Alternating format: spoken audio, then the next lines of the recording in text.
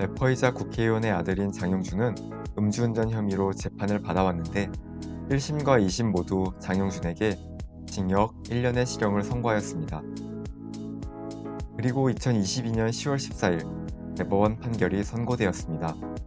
대법원은 원심인 2심 법원의 판단에 문제가 없다고 판결하였습니다.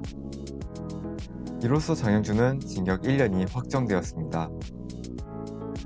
도대체 장용준은 무슨 짓을 했고 법원은 왜 징역 1년을 선고했는지 지금 바로 알아보겠습니다.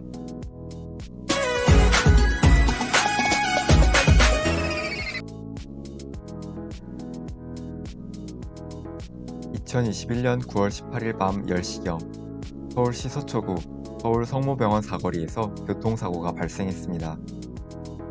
사고를 낸 사람은 바로 장용준.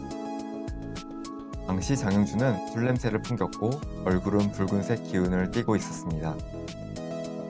발음도 부정확하고 걸음걸이도 비틀거리고 있어서 누가 봐도 술이 취한 상태였습니다. 사건 현장에 출동한 경찰은 장용준에게 음주 측정을 4번이나 요구하였으나 장용준은 음주 측정을 모두 거부하였습니다. 과거 운전자 바꿔치기를 한 적이 있던 장용준은 이번에도 동일한 수법을 사용했습니다. 같이 차를 탔던 동승자가 운전을 했다고 거짓말을 한 것이죠.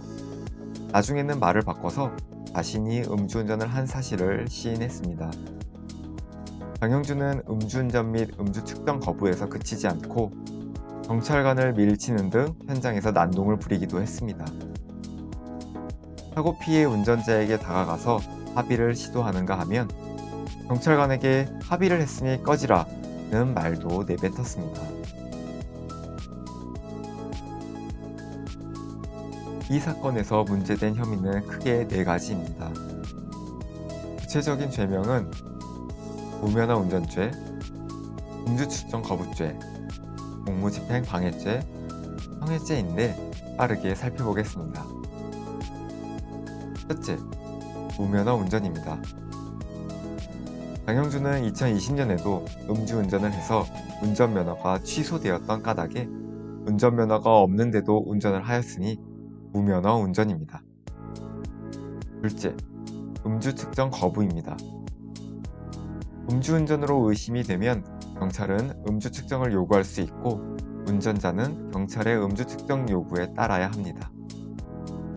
음주 측정을 거부하는 것 자체가 범죄인데 장용준은 음주 측정을 여러 차례 거부했습니다. 셋째, 공무집행 방해입니다. 공무원이 정당하게 공무를 집행하고 있는데 폭행이나 협박으로 공무를 방해하는 범죄입니다. 장용준은 음주 측정 거부로 현행범으로 체포되는 중에 경찰관의 머리를 가격하여 폭행을 하였으니 공무집행 방해입니다. 넷째는 상해입니다. 상해는 다른 사람을 다치게 하는 범죄입니다.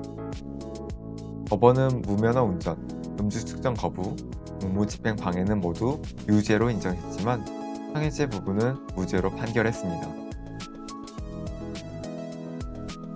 형법상 상해죄가 되려면 신체에 손상이 생기거나 신체 기능에 장애가 발생해야 합니다.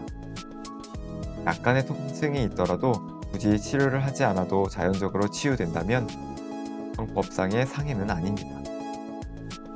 이 사건에서 법원이 상해죄를 무죄라고 판단한 이유는 경찰관이 입은 신체적인 피해가 미미하기 때문입니다. 당시 경찰관은 병원에서 진료를 받기는 했지만 외관상 특별한 상처가 없었고 약 처방을 받지도 않았습니다. 또한 2-3일 정도 지난 뒤에는 통증도 사라졌습니다. 이런 걸 봤을 때 상해까지는 아니라는 게 법원의 판단이었습니다. 한편 이 사건에서는 음주운전을 가중처벌하는 윤창호법도 이슈가 되었습니다. 장용준은 헌법재판소가 윤창호법을 위헌으로 판단하였으니 이 사건에 적용된 법률도 위헌이다 라고 주장한 것이죠. 하지만 법원은 장용준의 주장을 받아들이지 않았습니다. 헌법재판소가 위헌으로 판단한 부분은 도로교통법 제148조의 2, 제1항이고 이 사건에서 적용된 법률은 도로교통법 제148조의 2, 제2항이기 때문입니다.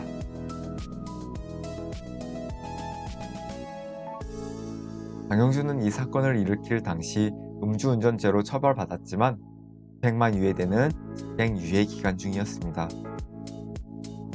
법원은 범행을 반성하면서 자숙해야 하는 집행유예 기간에 또다시 음주운전을 했으니 엄하게 처벌할 필요가 있다라고 판단했습니다.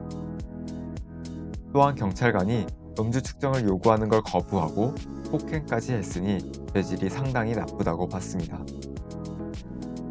다만 장용준이 피해 경찰관을 위해 돈을 공탁하고 그 경찰관이 공탁금을 찾아간 사실과 알코올 의존증을 극복하기 위해 구체적인 치료 계획을 세운 점을 장용준에게 유리한 요소로 판단했습니다. 이러한 여러 요소를 고려하여 법원이 선택한 형벌이 바로 징역 1년입니다. 장영준에 대한 처벌 수위가 적정한지에 대해서는 각자의 생각이 다를 수 있습니다.